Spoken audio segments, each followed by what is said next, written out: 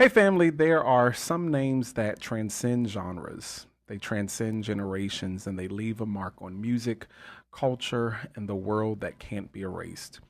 Today, we pause to pay tribute to one of those names, Ozzy Osbourne. Known around the world as the Prince of Darkness, Ozzy was more than heavy metal, more than controversy, more than persona.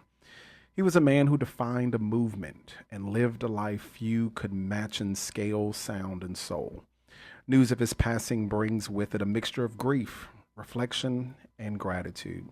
And I want to take a few minutes to talk not just about Ozzy's fame, but about his faith, his fight, and the freedom he found in his art.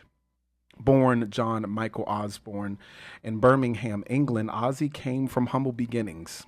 A working class kid with dyslexia and hardship in his youth, he found solace in music and eventually found himself as the frontman for Black Sabbath, the band that gave birth to heavy metal. Now, look, if you know anything about rock history, you know Sabbath's sound was dark, heavy, and revolutionary. But for many, it was also therapeutic. It spoke to pain, it spoke to struggle, it gave voice to emotions most people didn't know how to express. And Ozzy, that voice, raw, haunted, yet somehow hopeful, became the anthem for generations who felt misunderstood. I want to encourage you today with a scripture, the book of John, the first chapter and the fifth verse, where it says, "The light shines in the darkness, and the darkness has not overcome it." Despite his stage name and themes, Ozzy's life reminds us that even in darkness, light still shines.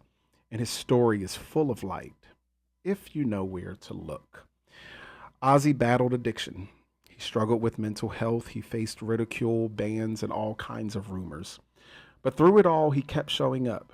He kept making music. He kept growing. And in his later years, especially through his family's reality show, The Osbournes, we saw a different side of Ozzy: a father, a husband, a vulnerable soul trying to figure life out in public. He never pretended to be perfect. He wasn't, but he was real. And that's what made him magnetic. There are two lessons from the life of Ozzy Osbourne that I think that we can all learn from. The first lesson is that you can battle your demons and still bless the world. Ozzy's journey wasn't clean.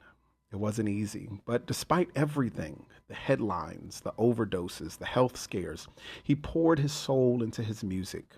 And his music for millions was a healing force. So many people who felt like outcasts, who felt too broken for church, too weird for school, too misunderstood for society, found refuge in Ozzy's voice. He reminded us you don't have to be whole to be helpful. Inside the book of Second Corinthians, the 12th verse and the 12th chapter and the ninth verse, it says, "My grace is sufficient for you, for my power is made perfect in weakness." Ozzy's life was proof that God's grace doesn't only show up in stained glass churches. Sometimes it's in a stadium filled with distorted guitars and people crying out for something deeper. We can also learn from Ozzy that you don't have to end where you began. The Ozzy of the 70s and the 80s was wild. The Ozzy of the 2000s was wise. Over time, we saw him evolve. He became reflective. He shared about his spirituality. He talked about heaven. And despite his reputation, he was never anti God.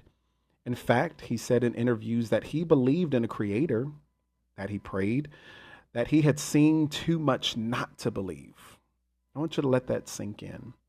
The so called Prince of Darkness still found light, still talked to God, still wanted to grow. And in that, there's hope for us all. Ozzy Osbourne's legacy isn't just about music, it's about endurance. It's about the courage to keep walking through life, scars and all.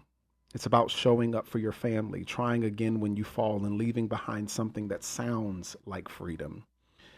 To his family, Sharon, Jack, Kelly, and all those who loved him up close, we send our prayers and deepest condolences. To the fans who saw pieces of themselves in his voice and in his pain, we grieve with you and we celebrate what he gave us. The book of Matthew, the 5th chapter and the 4th verse says, "Blessed are those who mourn, for they will be comforted." May the God of all comfort meet each of us in this moment. And may Ozzy's music remind us it's okay to wrestle with darkness as long as you don't stop looking for light. Rest in peace, Ozzy Osbourne. You were never meant to be perfect. You were meant to be real. And real is exactly what we needed. From Birmingham to Black Sabbath to worldwide stages, your voice became a home for the misfits, the broken, and the bold. And we honor that. You may have been called the Prince of Darkness, but you led millions toward truth, identity, and freedom through sound. Rest on and rock on in peace, Ozzy. You mattered, and you still do. Until next time, family, thank you for joining me at my desk. I'm Dr. Dandridge, encouraging you to stay real, stay grounded, and never forget light shines even in the darkest places.